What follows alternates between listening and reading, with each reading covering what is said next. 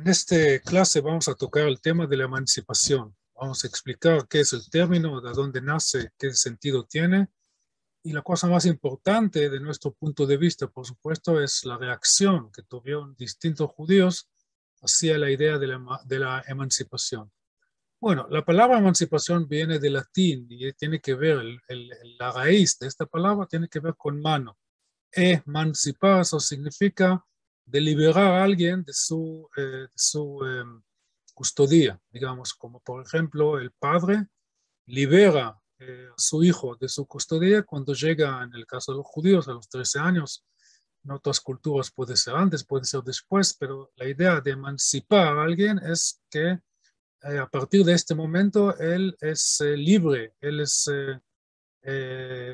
trabaja, él está por él mismo. Claro que eso tiene que ver no solamente con padres e hijos, sino con dueño y el trabajador, mejor dicho, con el esclavo. Entonces, no por casualidad, esta palabra se transformó, aunque tiene una antigüedad de miles de años, se transformó en el siglo XIX y no antes como una palabra que sirvió como el título para muchos factores, sean pueblos, sean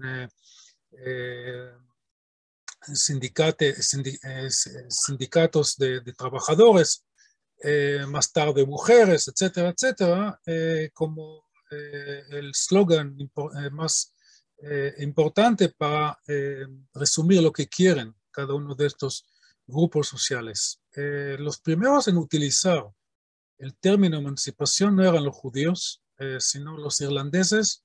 Eso tenía que ver con una lucha dentro del Parlamento británico, que para entrar al Parlamento cada uno tenía que jurar la Biblia en el Nuevo Testamento, pero como los ingleses en general, la mayoría son anglicanos o protestantes, entonces utilizaban una versión que perteneció a la iglesia anglicana. En cuanto a los irlandeses son católicos, ellos decían, eso no va, o sea, nosotros no podemos jurar en una escritura sagrada que no pertenece a nosotros, y nosotros pedimos, o más bien exigimos, la emancipación.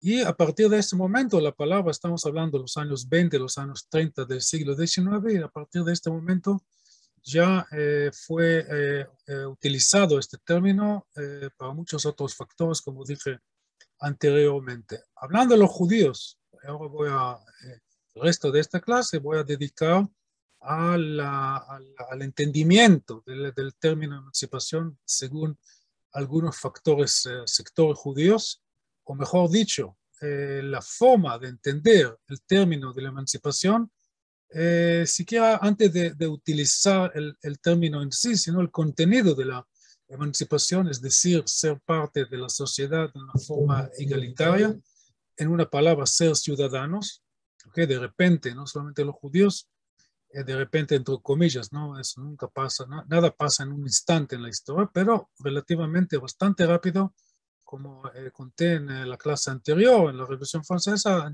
dentro de 2 años, ya todos los judíos son ciudadanos, pero ser ciudadano no es suficiente de punto de vista del término emancipación, porque la idea en su forma más radical significa que una vez que ya el judío en este caso, otorgó la ciudadanía, tiene que dejar todos los componentes que lo definen como judío.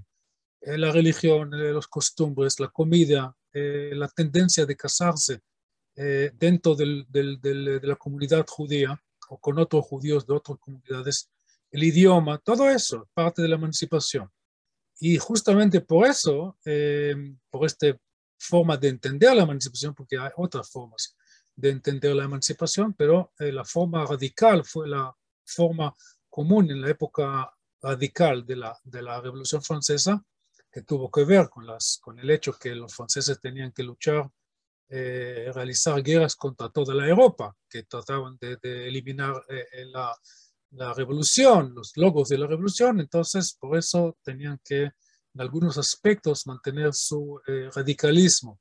El ejemplo más clásico es la decisión de la Asamblea Nacional de cambiar el calendario tradicional cristiano, juliano, y adoptar una suerte de calendario nuevo que en realidad era una versión de un calendario del Egipto antiguo de miles años atrás, un calendario de 360 días redondos, no 365.24 algo que hizo que cada 4 años hay que agregar un día en el calendario. En el fin de febrero, 360 días divididos a 12 meses de 30 días, cada mes dividido a 3 semanas de 10 días, y cada mes tenía el nombre de la época, como fluvial, forestal, brumier, etc. Entonces, muchos de los judíos veían eso como algo demasiado de pedir. Entonces, no solamente en Francia, sino en toda Europa, todo el mundo judío en Europa, y más que todo en el centro de Europa, las reacciones a estas ideas de emancipación las reacciones eran la cuna de lo que hoy se conoce como las denominaciones en el mundo judío. Si uno entra a Wikipedia o pregunta a cualquier judío que vive en Norte o Sudamérica, o en Australia, o en Sudáfrica, o en Inglaterra también, ¿qué tipos de judaísmos hay? ¿No? Judaísmos, eso lo aprendí del escritor judío argentino Jaime Barilco, que él habló de los judaísmos del siglo XX. Entonces, eso no empieza en el siglo XX, eso se empieza en el siglo XIX. Entonces, todo el mundo sabe que hay judíos ortodoxos, judíos conservadores, judíos reformistas, y hoy en Estados Unidos, los últimos 50 años o 60 años más o menos, hay otro corriente más que se llama reconstruccionismo, y cada uno sabe que el judaísmo reformista tiende a dividirse entre subcorrientes. Igual pasa con el conservadurismo, y todo el mundo sabe que el conservadurismo judío en Argentina no es igual como el conservadurismo judío en Estados Unidos, etcétera, etcétera, etcétera. Bueno, ¿de dónde nace toda esta división? ¿Y a dónde están gente como yo? Yo no soy ni reformista, ni conservador, ni ortodoxo, soy judío laico. ¿Okay? Entonces, ¿de dónde figuran? ¿A dónde están ellos? Y al lado mío, ¿okay? O mis antepasados hace 6, 7 generaciones, no personalmente, sino según el concepto de qué es el judaísmo. Habían también otros judaísmos que han desaparecido, más que todo en Auschwitz. Estoy hablando del Bund, que todavía existe en una forma muy, muy reducida, pero el siglo XIX, en fines del siglo XIX, cuando empieza, tiene mucho aval, ¿no? En el mundo judío de Europa Oriental, que yo les hago recordar que 80% del mundo judío vive allá, así que no es una palabra menor, ¿no? Decir que el budismo tenía importancia. Entonces, resumiendo, la gran respuesta a esta gran pregunta, la pregunta era, ¿de dónde viene toda esta ramificación de la identidad judía en el siglo XIX? Entonces, la respuesta muy simple y muy general es, todos son reacciones a la emancipación. Y ahora voy a explicar de cada uno de estos, en qué sentido son reacciones, en qué tipo de reacción es la reacción, porque decir reacción no es suficiente, solamente decir que es una reacción. ¿Okay? Hay una cosa y los judíos, como otros pueblos, reaccionan, o sea, te dan una respuesta suya a la nueva realidad. Entonces, vamos a empezar desde el principio. Los dos corrientes o dos reacciones principales serán los dos extremos. Un extremo que dijo, yo no quiero saber, nosotros no queremos saber absolutamente nada de la emancipación. Todo lo que tiene que ver con la emancipación es una amenaza a la identidad judía, y por eso queremos encerrarnos. Si la sociedad, la gran sociedad alrededor de nosotros está abriéndose, a veces de una forma no suficiente genuina. Es cierto, también nace el antisemitismo, pero en general podemos hablar, sin dudas en lugares como Estados Unidos de Sudamérica, más adelante Francia, Inglaterra, estos tipos de lugares, realmente es una apertura de la sociedad. Entonces la primera reacción es, nosotros no queremos saber nada de eso y si ellos quieren abrirse, nosotros vamos a encerrarnos de una forma más fuerte todavía. Y eso se conoce hoy en el mundo judío como, con el término Haredim o Haredismo.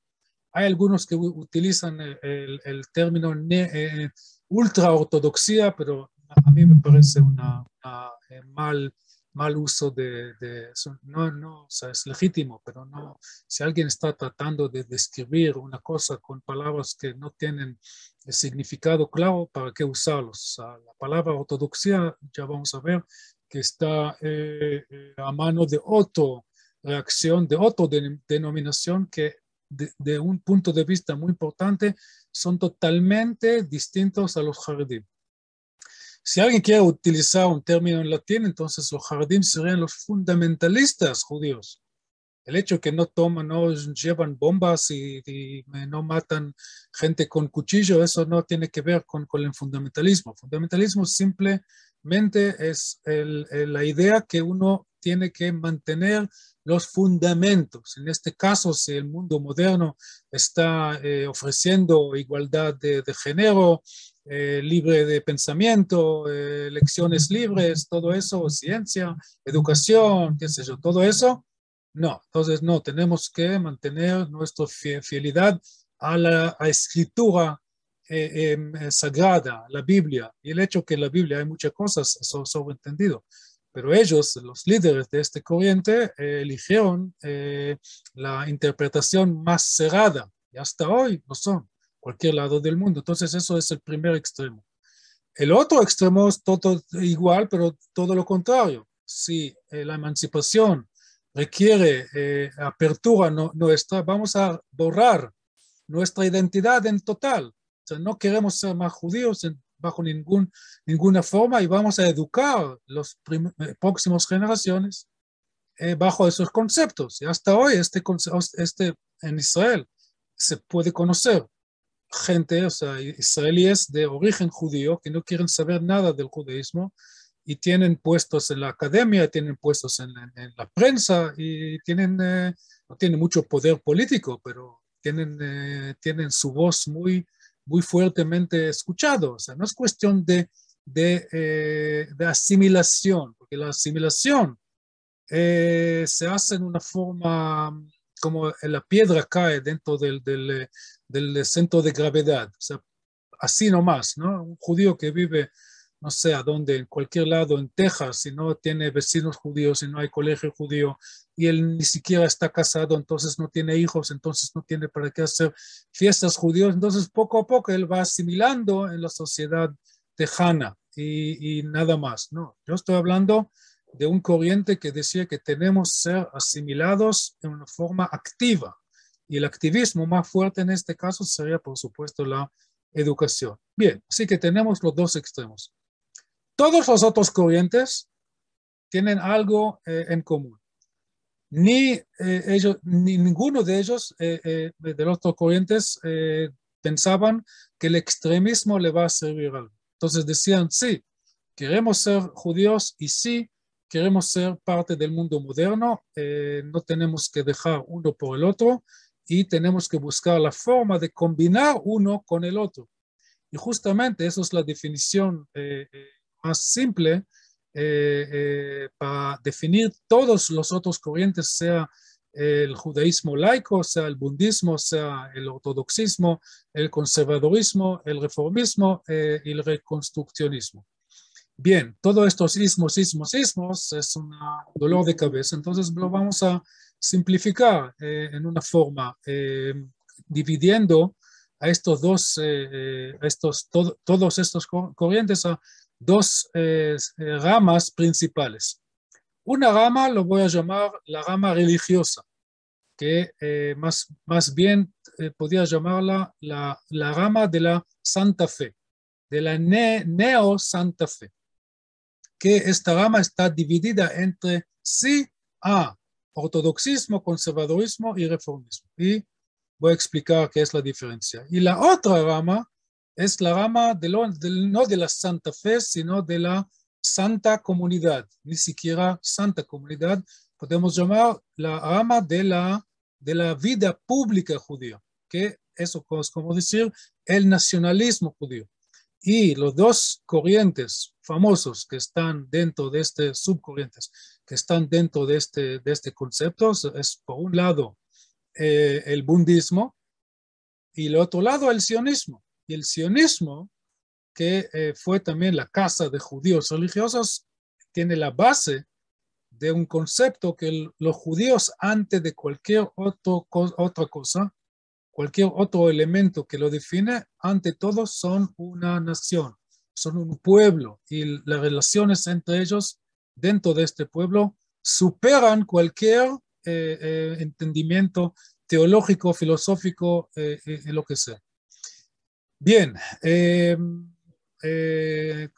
con el tiempo que me queda, voy a explicar brevemente qué es la diferencia entre los ortodoxos, los conservadores y los reformistas. Por un lado, tienen el común denominador que ellos quieren ser judíos religiosos, teniendo una santa fe, como argentinos o como norteamericanos o como mexicanos o como sudafricanos o como australianos, que en todos esos lugares la mayoría son cristianos, pero ya que son democracias liberales, permiten la libre expresión. Entonces, el judío ortodoxo, por un lado, es argentino orgulloso, por el otro lado, en su casa, voy a decir lo que dicen que dijo Mendelssohn, él no lo dijo en tal forma, pero la idea es así, sea ciudadano en la plaza y judío en la casa. Y ahora la diferencia entre el judío ortodoxo, el judío conservador y el judío reformista es en la pregunta en qué forma uno mantiene su judaísmo. El ortodoxo va a mantener lo máximo posible con la halajá. Claro que él no puede cumplir toda la halajá porque está viviendo en un contexto no judío, entonces más que todo puede mantener la kashrut, puede ir a la sinagoga, al Bet Knesset, al Shil, en sábados, a rezar, a hacer fiestas, y bueno, básicamente eso es todo. El reformista va a hacer todo lo contrario. Estoy hablando del reformismo del siglo XIX, después cambió. El reformismo en las últimas generaciones cambió, pero en el primer lugar dijeron los reformistas, nosotros no tenemos que preservar ningún precepto de la halajá, porque la halajá pone paredes entre nosotros y el resto de la sociedad.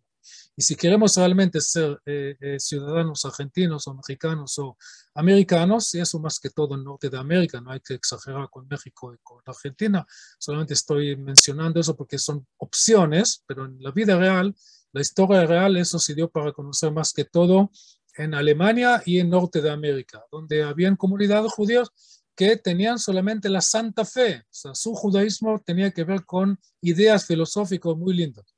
Y los conservadores eran reformistas en los ojos de los ortodoxos y eran ortodoxos en los ojos de los reformistas, porque los conservadores trataban de conservar lo máximo posible sin caer en el pozo del extremismo, en este caso el extremismo de los ortodoxos, que eran modernos como ellos, o por el otro lado no caer en el pozo tan ridículo de según su concepto, de transformar el judaísmo a una santa fe abstracta. Y habían también reformistas que proponían en el siglo XIX a festejar el sábado en el domingo, que si ya que somos ciudadanos en Estados Unidos, ¿por qué vamos a mantener el sábado si el día domingo es el día de todo? Bueno, con eso estamos acercando al fin. Claro que casi no mencioné ni el sionismo, porque de eso vamos a hablar mucho en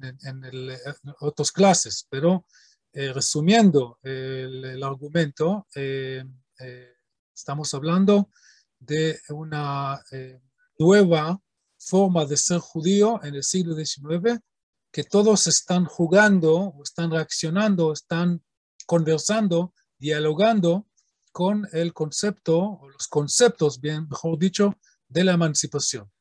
Entonces podemos resumir y decir que los primeros, los extremistas, son anti-emancipacionistas, cada uno por su ángulo. Los del centro son pro-emancipacionistas, cada uno en su forma. Y después los últimos dos, los budistas y los sionistas, son auto-emancipacionistas. Y con eso podemos cerrar esta clase. Gracias por escuchar. Hasta la próxima.